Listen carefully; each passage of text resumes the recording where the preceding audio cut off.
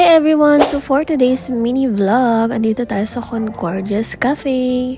Ito nga pala yung bagong bukas na cafe sa Tagaytay City. Sobrang lamig nga nung pumunta kami dito, lalo na't gabi. Sila nga pala yung mga kaibigan ni Ate Jasmine. Siyempre, kaibigan ko na rin sila. Sila ang mga ate ko.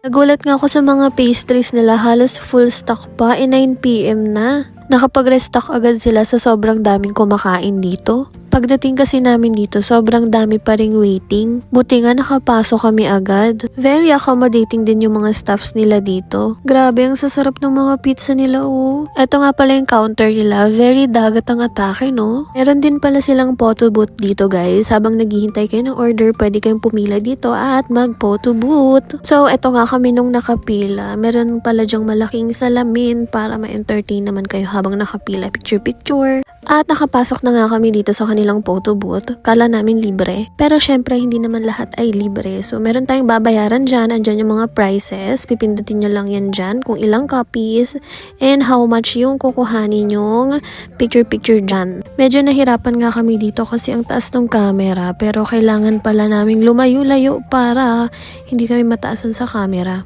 Kaya tignan nyo, panay ulo yung nandyan. Titang-titang atake namin no, hindi marunong mag-photo booth. Pwede palang ikaw yung mag-select ng photo background mo dito bago mo siya i-print. Meron din pala ditong QR na ibibigay para ma-download mo sa cellphone mo yung picture nyo, o diba, bongga?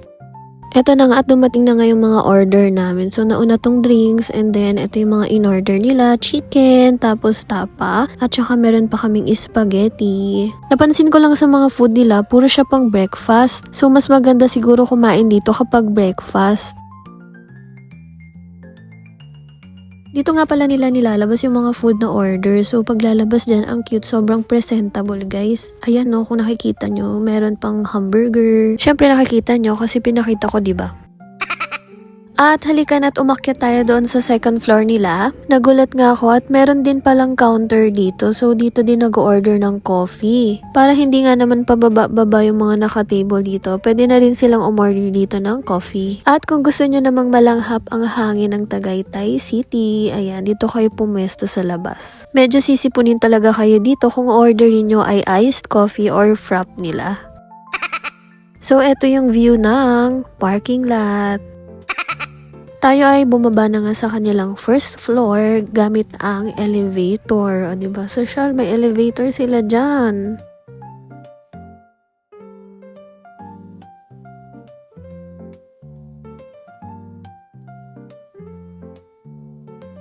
At makikita nyo, meron na ring mga bata ditong pabalik-balik sa elevator at nag-e-enjoy. Pasok kaya? Close lang namin.